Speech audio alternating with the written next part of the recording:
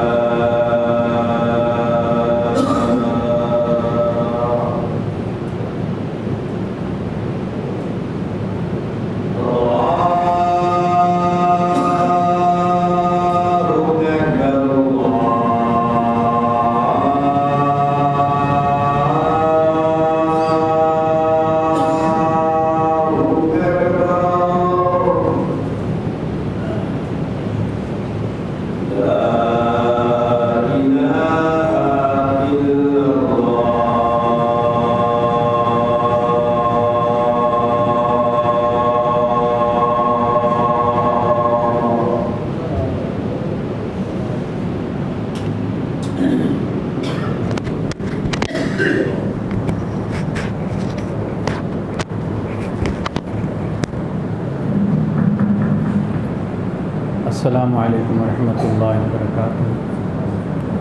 ان الحمد للہ نحمده ونستعینه من يهده الله فلا مضل له ومن يضلل فلا هادي له ونشهد ان لا اله الا الله وحده لا شريك له ونشهد ان محمدا عبده ورسوله اما بعد فإن خير الحديث كتاب الله وخير الهدي هدي محمد صلى الله عليه وسلم وشر الأمور محدثاتها وكل محدثة بدعة وكل بدعة ضلالة وكل ضلالة في النار۔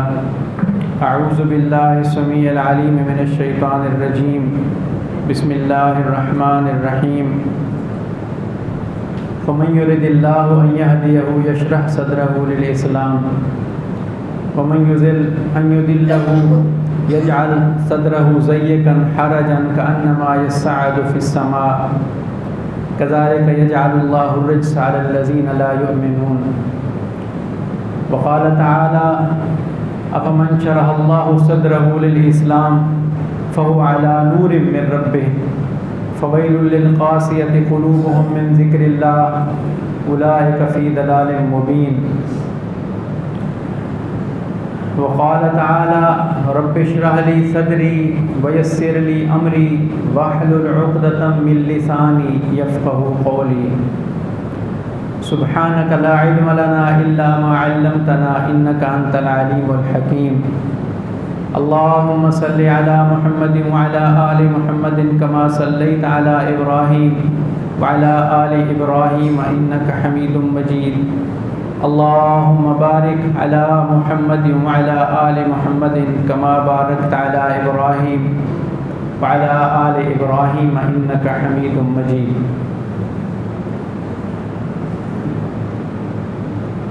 اللہ تعالیٰ نے ہماری زندگی کو دو زندگیوں پہ تقسیم کیا ہوا ہے۔ ایک یہ زندگی ہے جس کے اندر ہم عمل کرتے ہیں اور عمل کرتے کرتے ہمارا وقت ختم ہو جائے گا، اور اس کے بعد ایک اور زندگی آئے گی جس کے اندر عمل کا وقت نہیں ہوگا بلکہ جزا ملے گی۔ اس کا ہمیں نتیجہ نکلے گا وہاں پہ، جو دنیا میں ہم نے کیا ہے وہ سامنے آ جائے گا۔ فمن شاء فلیؤمن ومن شاء فلیکفر، دنیا میں مومن بن کے گزاریں زندگی یا کافر بن کے گزاریں، ماننے والے ہوں یا انکار کرنے والے ہوں، اللہ تعالیٰ کو اس سے کوئی غرض نہیں ہے، بلکہ اللہ تعالیٰ نے ہمیں عمل کے لیے یہ زندگی عطا فرمائی ہے، اور نہ صرف یہ زندگی عطا فرمائی بلکہ اللہ تعالیٰ نے ایک مختصر قوانین کی کتاب بھی عطا فرمائی مجھے آپ کو، جس کو قرآن کہتے ہیں۔ اس کے اندر چند باتیں ایسی ہیں جن کو کرنے کا حکم ہے، اور چند باتیں ایسی ہیں جن سے منع کیا گیا ہے۔ کچھ باتیں ایسی ہیں جن کو پسند کیا گیا ہے، زیادہ سے زیادہ کرو، اور کچھ کام ایسے ہیں جن سے ناپسندیدگی کا اظہار کیا گیا ہے، ان کو مت کرو۔ یہ چند روزہ زندگی ہے، جو آدمی ان احکامات کے اندر اپنا وقت گزارتا ہے، موت کا فرشتہ آتا ہے، یہ خوش ہو جاتا ہے جانے کے لیے، اور پھر کہتا ہے جلدی سے مجھے لے چلو، اور وہ اس کو خوشخبریاں سناتے ہیں، اللہ تخافوا ولا تحزنوا وابشروا بالجنہ، گھبرانے کی ضرورت نہیں، فکر مند ہونے کی ضرورت نہیں ہے، جنت کی خوشخبری آپ کو پہلے ہی سنائے دیتے ہیں۔ نحن اولیاؤکم فی الحیات الدنیا وفی الآخرہ، ہم دنیا میں بھی تمہارے ساتھ رہتے تھے، آخرت میں بھی تمہارے ساتھ ہوں گے، یہاں تک کہ تمہیں پاس نہ کروا دیں، آگے نہ داخل کروا دیں۔ اسی طرح ایک آدمی من چاہی زندگی گزارتا ہے، جو دل میں آیا کر لیا، جو مرضی سن لیا، جو مرضی بول لیا، جیسا مرضی دنیا میں وقت گزارا، یہ بھی ایک دن اس کی زندگی کا اختتام ہوتا ہے، اور اس کے پاس بھی لینے والے آتے ہیں تو بے ساختہ کہتا ہے رب ارجعون لعلی اعمل صالحا فیما ترکت، اللہ مجھے واپس بھیج دے، کچھ موقع اور دے دے تاکہ میں نیک اعمال کروں، اعمال صالحہ کروں، فیما ترکت، اور جو اتنا کچھ میں بنا کے آیا ہوں وہ سارا میں ختم کر دوں، خرچ کر دوں تیری راہ کے اندر۔ لیکن اس کو کہا جاتا ہے کلا، ہرگز نہیں ہو سکتا، انہا کلمۃ هو قائلها، تیری یہ باتیں ان لانے والوں کو قائل نہیں کر سکتی، تو یہیں پہ ہی ہے، اور اب جو تو آئے گا ہماری ناراضگی کے اندر ہی آئے گا، تو چنانچہ وقت اس کا بھی پورا ہو جاتا ہے۔ تو میرے محترم دوستوں اور بزرگوں، یہ بہت بڑی امانت ہے یہ زندگی، یہ اتنی بڑی امانت ہے کہ اللہ رب العزت نے اس کو آسمان و زمین پہ پیش فرمایا، انا عرضنا الامانۃ علی السماوات والارض، زمین و آسمان کو کہا یہ امانت تم لینے کے لیے تیار ہو، والارض والجبال، پہاڑوں کو بھی کہا، فابین ان یحملنها، سارے عاجز آ گئے، واشفقن منها، اور انہوں نے کہا اللہ ہم یہ امانت، ہم اتنا بڑا بوجھ نہیں اٹھا سکتے، وحملها الانسان، انسان نے کہا میں لینے کے لیے تیار ہوں، فرمایا انه کان ظلوما جہولا، بے شک یہ ظلمت کے اندر اور جہالت کے اندر تھا، لیکن اتنی بڑی ذمہ داری اس نے لے لی۔ اب اتنی بڑی ذمہ داری ہمارے مالک کی مدد کے بغیر ہم پوری نہیں کر سکتے یقیناً، اس لیے رسول اللہ صلی اللہ علیہ وسلم کی دعا ہے، یا حی یا قیوم برحمتک استغیث اصلح لی شأنی کلہ ولا تکلنی الی نفسی طرفۃ عین۔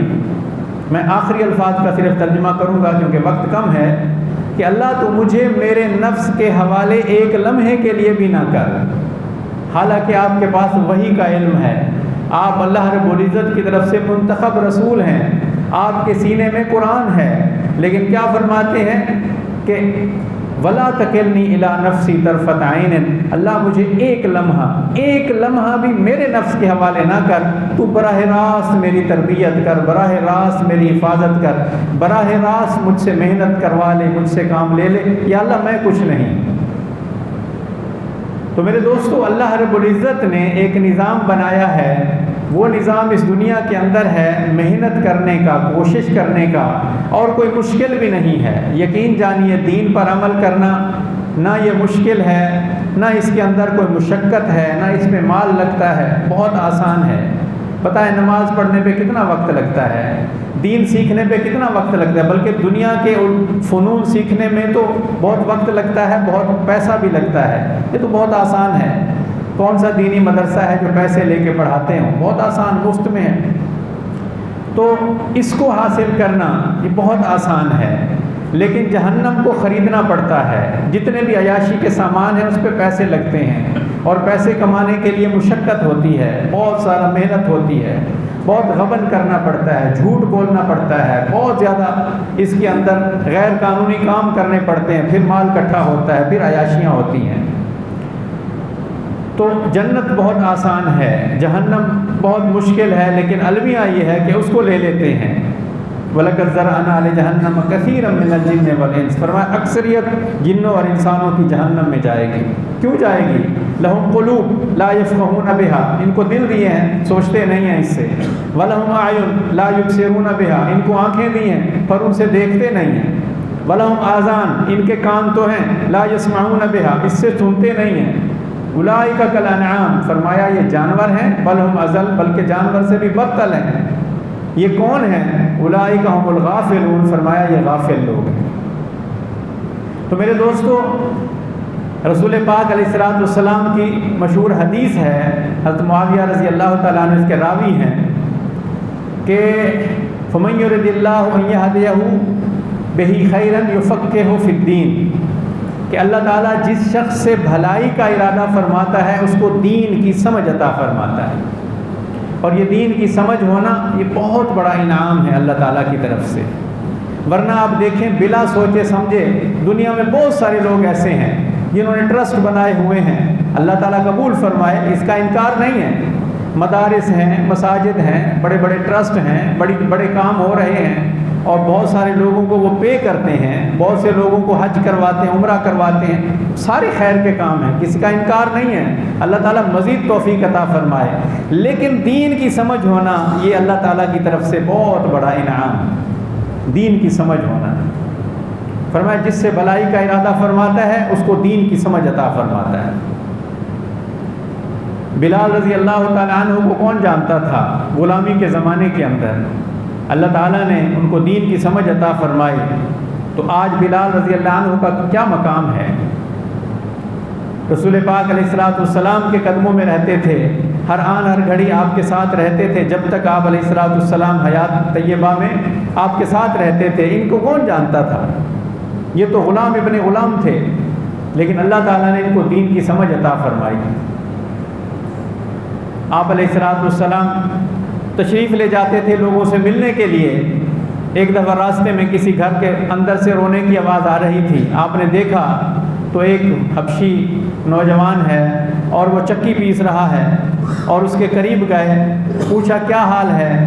اس نے کہا میں آپ کو کیا بتاؤں، میرا مالک مجھ سے مشقت بہت زیادہ لیتا ہے اور مجھے آرام کا وقت بہت تھوڑا دیتا ہے۔ آپ نے فرمایا اچھا آپ بیٹھو، میں آپ کا کام کرتا ہوں۔ آپ اس کا کام کرنے لگ گئے اور وہ اتنا بیٹھے ٹیک لگا کے کہ نیند آ گئی۔ جب آنکھیں کھلی تو دیکھا کافی وقت گزر چکا تھا۔ کہا اللہ کے بندے مجھے بتایا نہیں، آپ اتنی مشقت کا کوئی بات نہیں۔ دوسرے موقع پہ جب رسول اللہ صلی اللہ علیہ وسلم سے ملاقات ہوئی تو پھر آپ نے اس کو دعوت دی۔ اس لیے دعوت کا طریقہ یہ ہے کہ آپ دوسرے کا یا تو بوجھ اٹھا لیں، یا اس پہ کوئی احسان کریں، یا اس کے اوپر اپنی کوئی سیرت طیبہ کچھ پیش کریں اس کے سامنے، تاکہ اس کو احساس ہو، پتہ چلے کہ یہ آدمی غلط نہیں ہو سکتا، یہ صحیح ہے۔ چنانچہ جب آپ نے اس کو دعوت دی تو اس نے فوراً قبول کر لی۔ انہوں نے کہا میرا نام بلال ہے اور میرا تعلق حبشہ سے ہے، ہمارے بڑے یہاں پہ وہاں سے کوئی لے آیا تھا ہمارے بڑوں کو یہاں، ہم پھر اس طرح غلام در غلام ہم چل رہے ہیں۔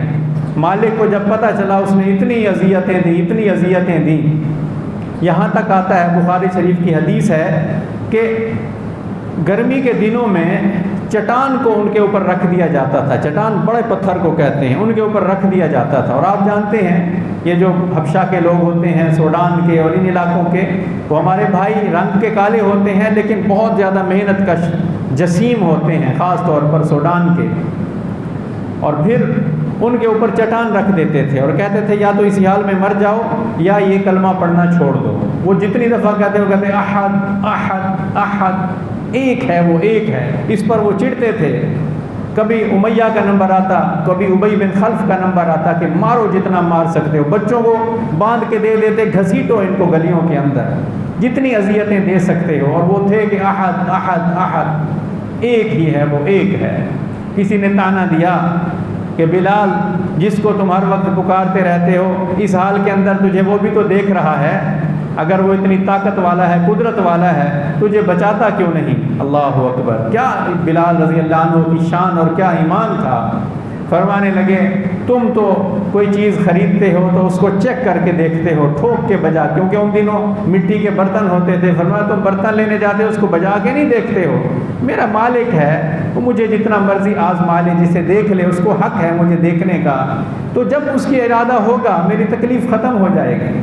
اور یہی بات سیدنا ایوب علیہ السلام نے ارشاد فرمائی تھی کہ جب زوجہ محترمہ نے کہا اتنے سال سے بیمار ہو، کہا تفسیر ابن کثیر میں لکھا ہے اتنے سال سے بیمار ہو، کہا مجھے اللہ نے صحت تندرستی مال کتنے سال پہلے دیا تھا، کتنے سال کے لیے، کہا 70 سال، 70 سال سے اللہ پاک نے مجھے اولاد عطا فرمائی، مال عطا فرمایا، اچھا یہ بتاؤ کتنے وقت سے میں بیمار ہوں؟ اس نے کہا 7 سال۔ اس نے کہا ہمیں شرم آنی چاہیے، جس مالک نے مجھے 70 سال اتنی آسائشیں عطا فرمائیں، وہ 7 سال سے اگر مجھے آزما رہا ہے تو اس کو حق ہے، اس کو حق ہے، اس کو تصرف ہے ہماری جان کے اندر۔ تو اللہ کی شان سیدنا ابو بکر رضی اللہ عنہ گزر رہے تھے، انہوں نے جب ان کو اتنی مشقت میں دیکھا تو ان کے مالک کے پاس گئے، نہ کرو اتنی ظلم، بتاؤ کتنی قیمت ہے اس غلام کی؟ اس نے کہا اتنی ہے۔ ابو بکر رضی اللہ عنہ اسی وقت پیسے ادا کیے اور ان کو آزاد کروا دیا۔ میں عرض کر رہا تھا کہ یفقہ فی الدین جو بات ہے نا، یہ بہت کم سمجھ میں آتی ہے، اور فرمایا جس سے اللہ تعالیٰ بھلائی کا ارادہ فرماتا ہے۔ افمن شرح اللہ صدرہ للاسلام فہو علی نور من ربہ، فرمایا کیا وہ شخص جس کو اللہ رب العزت نے جس کے سینے کو اسلام کے لیے کھول دیا ہے اور وہ اللہ تعالیٰ کے نور سے دیکھتا ہے، اللہ تعالیٰ کی یہ جو نور من ربہ ہے یہ معنوی اس کا مطلب ہے کہ وہ اللہ تعالیٰ کی روشنی سے دیکھتا ہے، وہ اللہ تعالیٰ کے نور سے دیکھتا ہے۔ اس کو بات سمجھ میں آ جاتی ہے۔ کل کی بات ہے یا پرسوں میں ہمارے دوست ہیں ڈاکٹر دوست وہاں بیٹھا ہوا تھا، تو مریض سے پوچھ رہے تھے آپ کی نیند پوری ہو جاتی ہے؟ حالانکہ وہ خود باشرہ ہیں، نمازی ہیں، ہمارے بہت قریبی عزیز ہیں، تو مریض سے پوچھ رہے تھے نیند پوری ہو جاتی ہے؟ مریض نے کہا کہ ہاں رات کو ڈاکٹر صاحب تقریباً 1 بجے سوتا ہوں، صبح 7 بجے تک اٹھ جاتا ہوں، 1 بجے سوتا ہوں، صبح 7 بجے اٹھ جاتا ہوں۔ میرے ساتھ ایک چھوٹا بچہ بیٹھا ہوا تھا، مجھے اس نے ایسے کوہنی ماری، میں نے کہا چپ کر جاؤ، کیونکہ وہ جو مریض تھا ان کے ساتھ ان کی فیملی بھی تھی۔ تو بہرحال بعد میں مجھے بچہ کہنے لگا بابا وہ جو کہہ رہے تھے کہ رات کو 1 بجے سوتا ہوں، صبح 7 بجے اٹھتا ہوں، تو انہوں نے فجر کی تو کوئی بات ہی نہیں کی، فجر کا کیا ہوتا ہے؟ میں یہ عرض کر رہا تھا کہ وہ جو آپ اس میں ذرا نقطے پہ غور فرمائیں، ڈاکٹر صاحب اس سے پوچھ رہے ہیں آپ کی نیند پوری ہو جاتی ہے؟ اور وہ کہتے ہیں جی ڈاکٹر صاحب الحمدللہ 1 بجے سے 7 بجے تک میں سوتا رہتا ہوں۔ ڈاکٹر صاحب نے بھی اطمینان کا اظہار کیا، کہا 1 آدھا گھنٹہ اور بڑھا دو تو اچھا ہے، لیکن ڈاکٹر صاحب نے اسی وقت، کیونکہ پہلے مجھے کہنے لگے کہ آپ جا رہے ہیں عشاء کی نماز پہ، مجھے راستے میں فلاں مسجد چھوڑ دینا، وہاں 8:45 بجے نماز ہوتی ہے، وہاں سے میں آگے پیدل نکل جاؤں گا۔ میں نے کہا ٹھیک ہے، اور تھوڑی دیر میں جب 1-2 اور پیشنٹ آ گئے، ان کے وقت سے بھی اوور ہو گئے، تو پھر انہوں نے کہا اچھا اب آپ جائیں، میں ادھر قریب والی مسجد میں ابھی پڑھ کے آ جاتا ہوں، مجھے دیر ہو جائے گی۔ یعنی خود باشرہ ہیں، نمازی ہیں، نماز پڑھتے ہیں، اور جمعے کے جمعے وہ درس بھی اٹینڈ کرتے ہیں۔ ان کے 2 بیٹوں نے، کیونکہ میں نام نہیں لے رہا ہوں، ان کے 2 بیٹے حافظ قرآن ہیں، ہمارے بھتیجے لگتے ہیں، ہر سال رمضان میں ایک بیٹا سناتا ہے، پہلے ایک سناتا تھا، ایک سنتا تھا، اب دونوں سناتے ہیں ماشاءاللہ۔ یعنی دینی ماحول ہے گھر کے اندر۔ لیکن اس ڈاکٹر کو اس کا مریض کہہ رہا ہے کہ میں 1 بجے سوتا ہوں، 7 بجے بیدار ہوتا ہوں۔ ڈاکٹر صاحب ذرا بھی نہیں چونکے کہ بھائی پھر فجر کا کیا ہوتا ہے؟ اللہ کے بندے فجر اگر آپ چھوڑ دو گے تو آپ کا تو بڑا نقصان ہوگا۔ اللہ کے نبی صلی اللہ علیہ وسلم نے فرمایا عشاء کی نماز اور فجر کی نماز منافقوں کے بہت بھاری ہوگی، اور دوسری روایت میں ہے نفاق کے اوپر، یہ نفاق کی علامت ہے فجر اور عشاء چھوڑنا۔ اسی لیے قرآن نے کہا ضیقاً حرجاً کانما یصعد فی السماء، ان کا سینہ تنگ ہوتا ہے، کمزور ہوتا ہے، اور حرجہ حضرت عمر رضی اللہ تعالیٰ عنہ نے ایک بدو کو بلوایا اور اس سے پوچھا کہ بھائی حرجہ کا کیا مطلب ہے آپ کی زبان کے اندر؟ حالانکہ آپ خود عرب تھے حضرت عمر رضی اللہ تعالیٰ عنہ، لیکن کچھ باتیں ایسی ہوتی ہیں قدیم جو شہروں کے اندر ختم ہو جاتی ہیں، دیہات میں لوگوں کو پھر بھی کچھ پتہ ہوتا ہے اس کے بارے میں، ہر زبان میں ایسا ہی ہوتا ہے۔ چنانچہ انہوں نے پوچھا کہ یہ حرجہ کا کیا مطلب ہے؟ انہوں نے کہا امیر المومنین ہماری زبان کے اندر حرجہ اس درخت کو کہتے ہیں جو درمیان کے اندر ہو اور اس کے چاروں طرف دوسرے درخت ہوں، اس درخت کا تک نہ کوئی چرواہا گڈریا پہنچ سکے، نہ کوئی جانور پہنچ سکے کہ وہاں سے اس کے گرے ہوئے پتے کھا لے یا اس کے سائے سے فائدہ اٹھا لے، اور نہ کوئی انسان آ کے وہاں بیٹھ جائے۔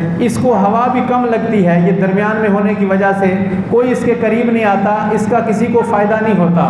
آپ نے فرمایا بالکل تو نے سچ کہا، بالکل تو نے سچ کہا۔ منافق بھی ایسا ہی ہوتا ہے، منافق بھی اپنے دل کو قید کر لیتا ہے، حق بات کو پہنچنے نہیں دیتا ہے، وہ دنیا میں ہی وقت گزارتا ہے اور ہر بات کے اندر ٹیڑھ پن تلاش کرتا ہے۔ اس لیے ثم قست قلوبکم من بعد ذلک فہی کالحجارہ، یہ منافق کی مثال پتھر سے کیوں دی گئی؟ لوہا کیوں نہیں؟ حالانکہ لوہا پتھر سے زیادہ مضبوط ہوتا ہے، لوہا تو پتھر کو توڑ دیتا ہے، پتھر لوہے کو نہیں توڑ سکتا، لیکن مثال دی وہاں پہ کس کی؟ پتھر کی۔ تو علماء نے لکھا ہے کہ پتھر کی مثال اس لیے دی ہے کہ لوہا پھر بھی نرم ہو جاتا ہے، ٹیمپریچر کی وجہ سے نرم ہو جاتا ہے، گرمیوں میں نرم ہو جاتا ہے، اگر آگ پہ رکھیں گے تو اتنا نرم ہو جاتا ہے پانی کی طرح ہو جاتا ہے، لیکن پتھر کو آپ جتنا مرضی ٹیمپریچر دو وہ کبھی نرم نہیں ہوگا، ٹوٹ تو سکتا ہے لیکن نرم نہیں ہوگا۔ اسی طرح فرمایا جو منافق کا دل ہوتا ہے اس میں نرمی نہیں ہوتی ہے، وہ ہر چیز میں ٹیڑھ پن ہی تلاش کرتا ہے۔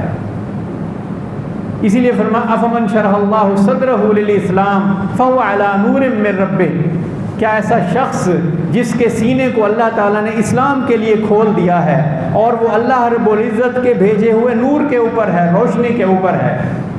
فویل للقاسیۃ قلوبہم من ذکر اللہ، اور ہلاکت ہے، بربادی ہے ان لوگوں کے لیے جن کے دل اللہ کی یاد سے متاثر ہی نہیں ہوتے، جن کے سامنے اللہ رب العزت کا ذکر آتا ہے پر وہ ٹس سے مس نہیں ہوتے ہیں۔ قرآن پاک میں تو پہاڑ کے بارے میں بھی کہا کہ وہ بھی ریزہ ریزہ ہو جاتے ہیں، درختوں کے بارے میں کہا وہ جھک جاتے ہیں، لیکن اس کو کیا ہوا کہ اس کے دل اللہ کی یاد سے اثر ہی نہیں لیتے۔ کأنما یصعد فی السماء، ایسے ہو جاتے ہیں جیسے پہاڑ کے اوپر آپ چڑھتے ہوئے کسی کو دیکھتے ہوں گے، عام طور پہ دیکھتے ہیں کہ آپ پہاڑ پہ چڑھیں یا اونچائی پہ چڑھیں تو تھوڑی دیر میں سانس آنے لگ جاتی ہے، ہائے اتنی زیادہ، اتنی اونچائی پہ آ گیا ہوں، ٹھہرو بھائی تھوڑا سا آرام کرو۔ تو بعض اوقات پہاڑی علاقوں میں جانا ہوتا ہے تو وہاں وہ ہمیں کھینچ کے اوپر لے کے جاتے ہیں اور ہم تھوڑی دیر میں ہانپنے لگ جاتے ہیں، 2-4 فرلانگ اوپر چڑھ کے وہ کہتے ہیں ابھی کیا ہوا آپ کو، آپ وہاں، کیونکہ وہ لوگ وہیں پہ رہتے ہیں، تو اوپر چڑھتے ہوئے جیسے سانس پھولنے لگتی ہے۔ منافق کی مثال بھی ایسے دی کہ جب اس کے سامنے ذکر اللہ آتا ہے وہ کہتا ہے یار کوئی اور بات کرو، ساری باتیں سنی ہوئی ہیں، پتہ ہے مجھے۔ وَإِذَا ذُكِرَ اللَّهُ وَحْدَهُ اشْمَأَزَّتْ قُلُوبُ الَّذِينَ لَا يُؤْمِنُونَ بِالْآخِرَةِ، فرمایا ان کے سامنے جب اللہ وحدہ لا شریک کا ذکر آتا ہے ان کے دل کڑنے لگ جاتے ہیں، یہ کہتے ہیں جی پتہ ہے اور بات کرو اور بات کرو۔ وَإِذَا ذُكِرَ الَّذِينَ مِن دُونِهِ إِذَا هُمْ يَسْتَبْشِرُونَ، لیکن جب ان کے سامنے قصے کہانیاں آتی ہیں، جھوٹے واقعات آتے ہیں، قصے کہانیاں آتی ہیں، ایران تران کی باتیں آتی ہیں، اذا ہم یستبشرون، خوش ہو جاتے ہیں، کہتے ہیں سبحان اللہ، واہ جی واہ، مزہ آ گیا، ایمان تازہ ہو گیا۔ قصے کہانیوں سے ایمان تازہ ہوتا ہے، حالانکہ ایمان خراب ہو رہا ہے، اور اللہ وحدہ لا شریک کی توحید سے دل کڑنے لگ جاتا ہے۔ تو میرے دوستو، اللہ رب العزت وہ ذات ہے، اس کا حق ہے۔ فرمایا یا ابن آدم، یا ابن آدم ان ذکرتنی ذکرتک، آدم کے بیٹے تو مجھے یاد کرتا ہے میں بھی تجھے یاد کرتا ہوں، وَإِن نَسِيتَنِي ذَكَرْتُكَ، تو مجھے بھول جاتا ہے میں پھر بھی تجھے یاد کرتا ہوں۔ اللہ اکبر، ایسی ذات سے تعلق نہ بنانا، ایسے اللہ کا نام لے کر اس سے اثر نہ لینا، اس کے بارے میں نہ جاننا، اس کے کلام کو وہ مقام نہ دینا جو دینا چاہیے تھا، کتنے نقصان کی بات ہے۔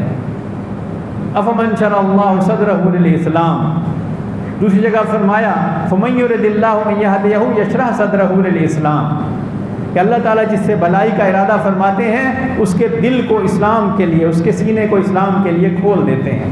اسی لیے موسیٰ علیہ السلام کو جب اللہ رب العزت نے فرمایا اذهب الى فرعون انه طغى، اے موسیٰ علیہ السلام جائیں فرعون کے پاس، وہ سرکش ہو گیا ہے، تو موسیٰ علیہ السلام نے کیا دعا کی؟ رب اشرح لی صدری، اللہ تو میرے سینے کو کھول دے۔ میرے دل کو کھول دے، میرا شرح صدر فرما دے۔ رب اشرح لی صدری ویسر لی امری، اللہ میرے کام آسان کر دے۔ واحلل عقدۃ من لسانی، اللہ میری زبان کی لگی ہوئی گرہیں کھول دے۔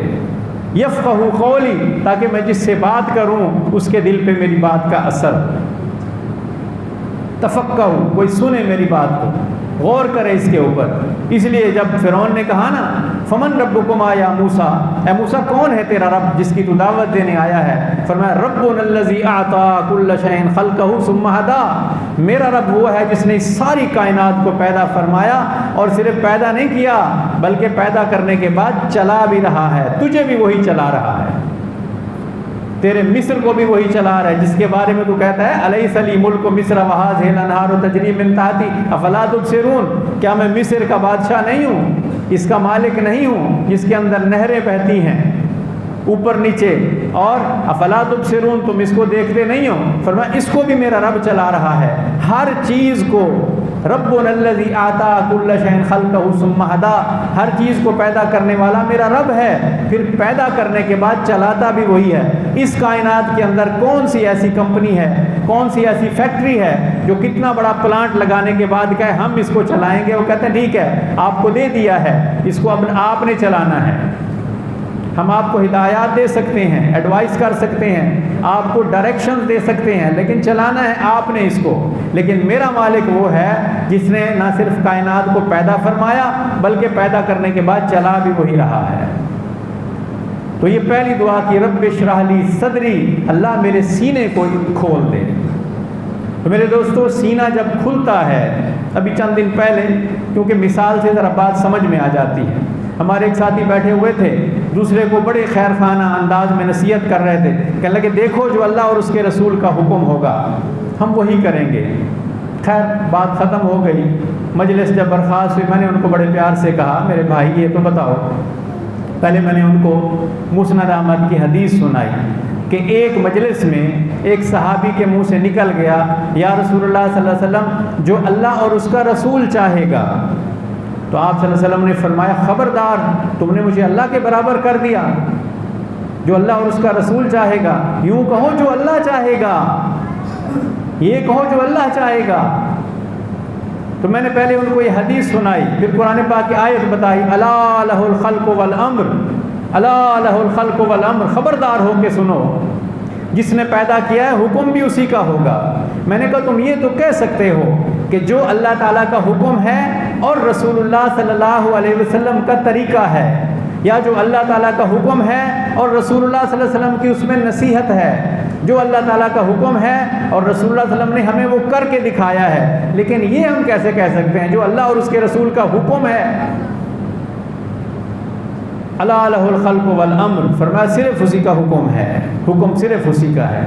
میرے دوستوں کبھی سوچیں تو صحیح، کہیں میرے دل کے اندر کوئی نفاق کی ایسی کوئی غلاظت، کوئی شرک کی غلاظت، یا کوئی ایسی چیز ناشکری کی غلاظتیں تو عام پھیلی ہوئی ہیں، یہ ساری باتیں کہیں میرے اندر تو نہیں ہیں؟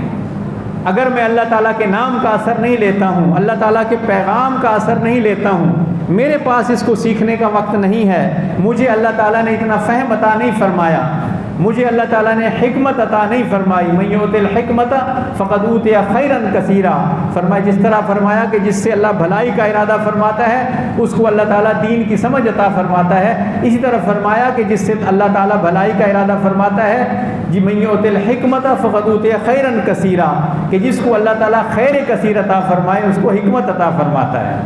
اس لیے مثال دی وَلَقَدْ آتَيْنَا لُقْمَانَ الْحِكْمَةَ أَنِ اشْكُرْ لِلَّهِ، کہ ہم نے لقمان علیہ السلام کو حکمت عطا فرمائی، کس لیے؟ ان اشکر للہ، تاکہ وہ اللہ تعالیٰ کا شکر ادا کرے۔ تو شکر کا مطلب یہ نہیں زبان سے شکر کرتا رہوں، نہیں، بلکہ میں عمل وہ کروں جو اس کے لیے اللہ پاک نے مجھے پیدا فرمایا ہے، میں ہر اس چیز سے بچ جاؤں جس سے اللہ تعالیٰ نے مجھے منع فرمایا ہے۔ تو اس لیے فرمایا کہ دیکھو آپ کا سینہ۔ آخری بات، اللہ کے نبی علیہ السلام کی خدمت میں صحابہ کرام حاضر ہوئے، اللہ کے نبی علیہ السلام ہمیں یہ تو بتائیں کہ اللہ تعالیٰ نے یہ جو فرمایا ہے کہ فَمَن يُرِدِ اللَّهُ أَن يَهْدِيَهُ يَشْرَحْ صَدْرَهُ لِلْإِسْلَامِ، کہ اللہ تعالیٰ جس سے بھلائی کا ارادہ فرماتا ہے اس کے سینے کو اسلام کے لیے کھول دیتا ہے، تو ہمیں کیسے پتہ چلے گا کہ ہمارا سینہ بھی اسلام کے لیے کھل گیا؟ میں قربان جاؤں صحابہ کرام کے، وہ آ کے پوچھ لیتے تھے، اگر نہ پوچھتے تو مجھے آپ بھی یہ ابہام میں یہ بات رہ جاتی، سمجھ ہی نہ آتی۔ وہ ہمارے محسنین ہیں، انہوں نے پوچھا اور پھر ان کی باتوں کو مفسرین نے لکھ لیا، محدثین نے لکھ لیا اور نوٹ کر لیا اور پھر ہمیں پہنچا دی، الحمدللہ ثم الحمدللہ۔ تو ہمیں کیسے پتہ چلے گا؟ آپ نے 3 علامتیں ارشاد فرمائیں۔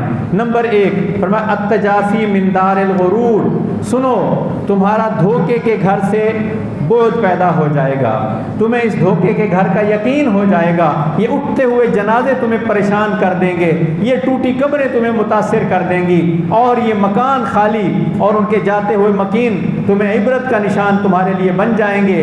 التجافی من دار الغرور، تمہیں سمجھ آ جائے گی کہ یہ دنیا دھوکے کا گھر ہے، جو اس میں دل لگائے گا وہ ناکام و نامراد ہوگا۔ پہلی علامت کون سی؟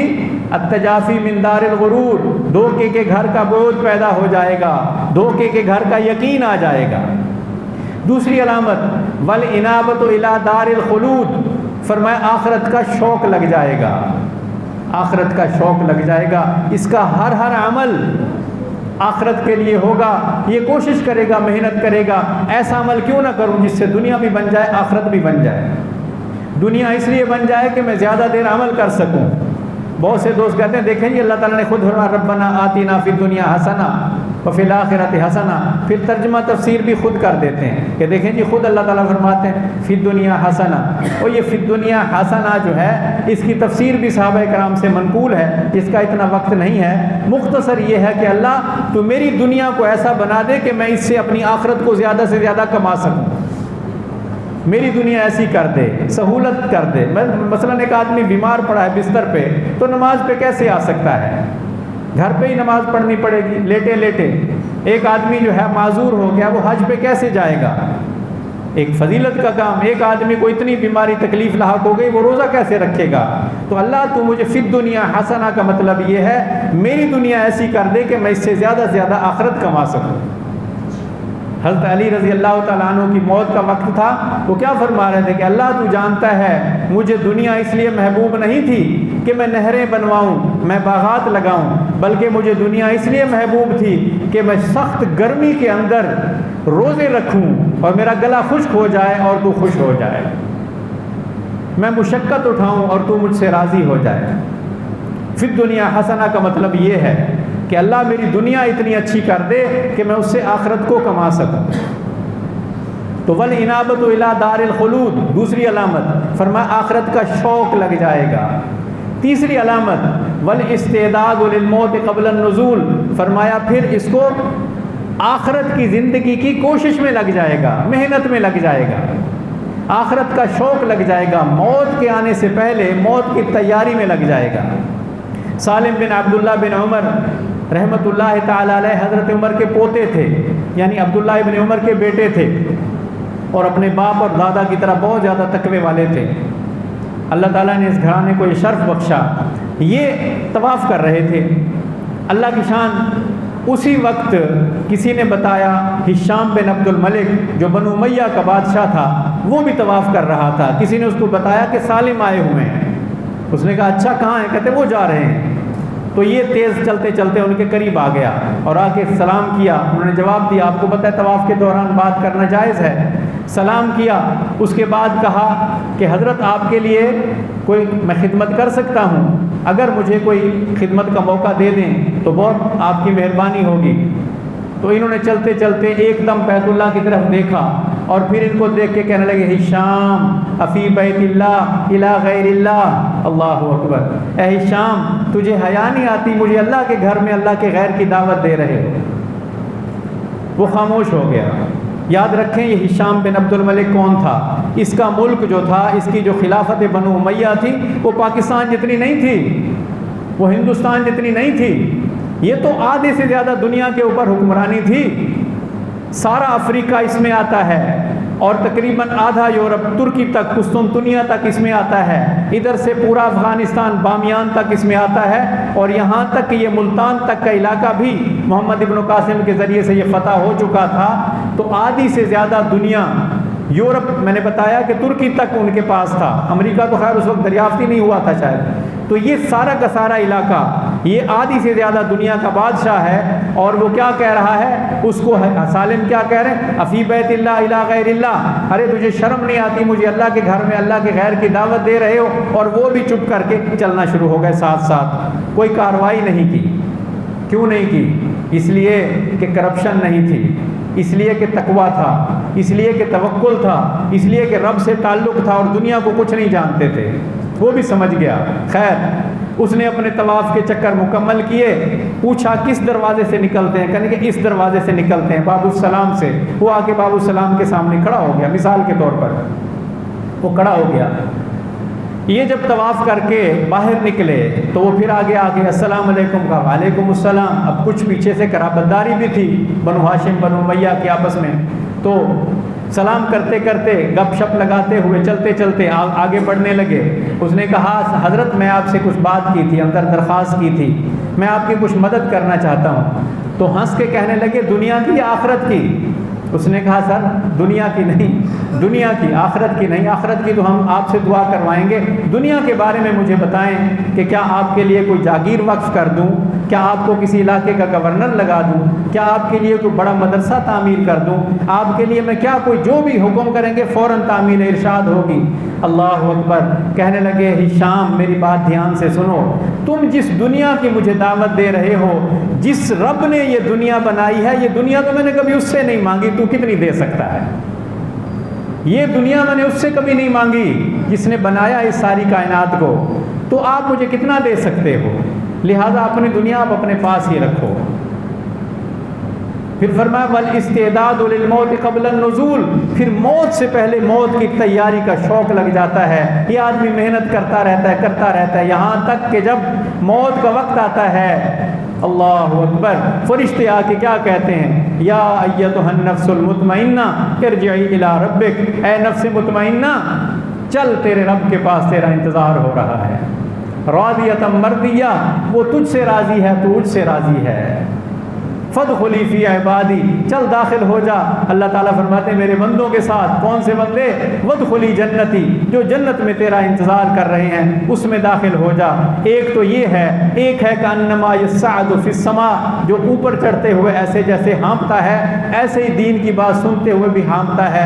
اس کے بارے میں فرمایا ولو تری اذ المجرمین ناکسوا رؤوسہم عند ربہم، آپ دیکھتے ان مجرموں کو جو اپنے رب کے سامنے جاتے ہوئے وہ کیا کہیں گے؟ ربنا ابصرنا وسمعنا فرجعنا نعمل صالحا انا موقنون، اے ہمارے رب اب ہم نے دیکھ لیا ہے، اب ہم نے سن لیا ہے، اب ہمیں یقین آ گیا ہے، نعمل صالحا، اب ہمیں تو واپس بھیج دے، انا موقنون، اب پکے یقین کرنے والے بن جائیں گے۔ فرمایا اب ان کو موقع نہیں ملے گا۔ اللہ تعالی ہمیں پہلے جیسی موت عطا فرمائے، اپنی رضا والے کام نصیب فرمائے، اور اپنے آپ سے متاثر ہونے والا بنائے، اپنے ساتھ محبت نصیب فرمائے، اپنے قرآن کے ساتھ دوستی نصیب فرمائے، اور قرآن کو سمجھنے کا فہم نصیب فرمائے، اور ہمارے سینے کو، ہمارے دل کو اسلام کے لیے کھول دے۔ اقول قولی ھذا استغفر اللہ لی ولکم ولسائر المسلمین۔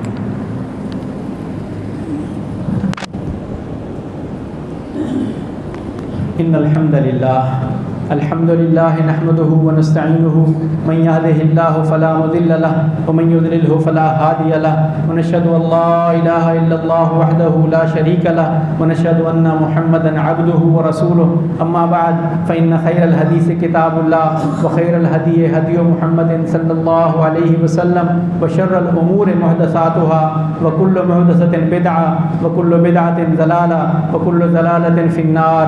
اعوذ بالله السميع العليم من الشیطان الرجیم بسم اللہ الرحمن الرحیم یا ایہا الناس اتقوا ربکم ان زلزلۃ الساعۃ شیء عظیم یوم ترونها تذهل كل مرضعۃ عما ارضعت وتضع كل ذات حمل حملها فترى الناس سکارى وما هم بسکارى ولكن عذاب اللہ شدید اللهم أيد الإسلام والمسلمين اللهم انصر الإسلام والمسلمين اللهم انصر من نصر دين محمد صلى الله عليه وسلم واجعلنا منهم اللهم إنك عفو تحب العفو فاعف عنا ربنا اغفر لنا ولإخواننا الذين سبقونا بالإيمان ولا تجعل في قلوبنا غلا للذين آمنوا ربنا إنك رؤوف رحيم ربنا لا تؤاخذنا إن نسينا أو أخطأنا ربنا ولا تحمل علينا إصرا كما حملته على الذين من قبلنا ربنا ولا تحملنا ما لا طاقة لنا به واعف عنا واغفر لنا